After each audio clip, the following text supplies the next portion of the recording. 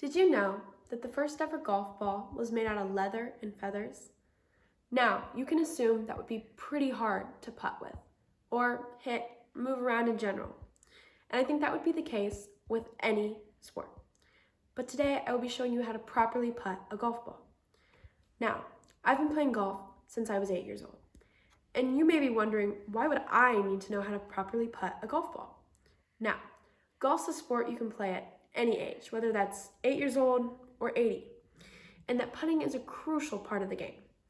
Now, if you have no intention of playing golf, I bet most of you have played mini golf or putt-putt with friends and family. This will come in handy as well. We will be learning the grip, the stance, and the ball placement it takes to properly putt a golf ball. First, we need our supplies. I have a golf ball on the ground, and I have a putter in my hand. The first part of putting a golf ball is the grip, and there are 3 basic grips. When you go to grip a club, your non-dominant hand, in this case my left hand, rests at the bottom of the club. And your dominant hand, my right, is your trailing hand, and it rests on top of your lead hand. Now, the first grip is the 10-finger grip, in which case all 10 fingers must remain in contact with the club. Now my hands must be touching but not overlapping. In the next grip, the overlapping grip, we overlap the pinky finger of the trailing hand over the middle and index of the lead hand, like so.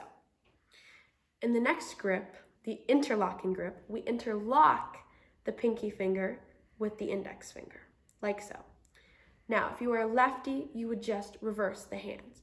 So, my right hand would be on the bottom, and my left hand would be on the top, if this was a 10-finger grip of a left-handed player. The next part of putting is your stance. The first step of getting the correct stance is to set your feet shoulder width apart, like so. And you want to slightly bend your hips and your knees, but you want to remain relaxed and not force your form. Now, we're practicing without the ball as to get the correct form. Now, either use one of the 3 grips that I just showed you, the 10-finger, the overlapping, or the interlocking. I will be using the interlocking. It is my preferred grip. And we will grip the club, and we want to let our arms fall naturally, hang outwards and straight. Your elbows do not need to be glued to your sides. In fact, that tends to hinder your ability to properly putt. Now, the third step of putting is your ball placement. In putting, the ball needs to be placed in the middle of your feet. Now, this is not the case in every golf stance, but for putting, we're going to leave the ball in the middle. Now, in order to putt, we need to first grip the club, interlocking grip. We need to stand shoulder width apart, bend at our knees and our hips slightly over. And the distance from the ball, a good gauge is if you dropped a golf ball from your eye, that you'd hit the golf ball directly below. So your eyes want to be almost right above the golf ball. Now, then we will let our arms fall naturally, and we will line our club up.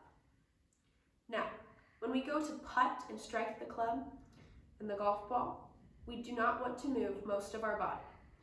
Our head needs to stay completely still. We don't want to watch the ball and move our head and watch where it's going.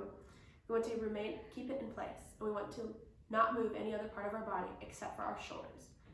All we need to do is rock our shoulders back and through the ball, like I'm about to demonstrate. Now, a key part of putting is that you want to move your club as far back as you move through the ball in order to keep steady momentum and to keep it, hopefully, straight. Now, in conclusion, we have learned the grip, the stance, and the ball placement it takes to properly putt a golf ball. And because putting is such a crucial part of the game, you'll be able to shave strokes off your game without cheating.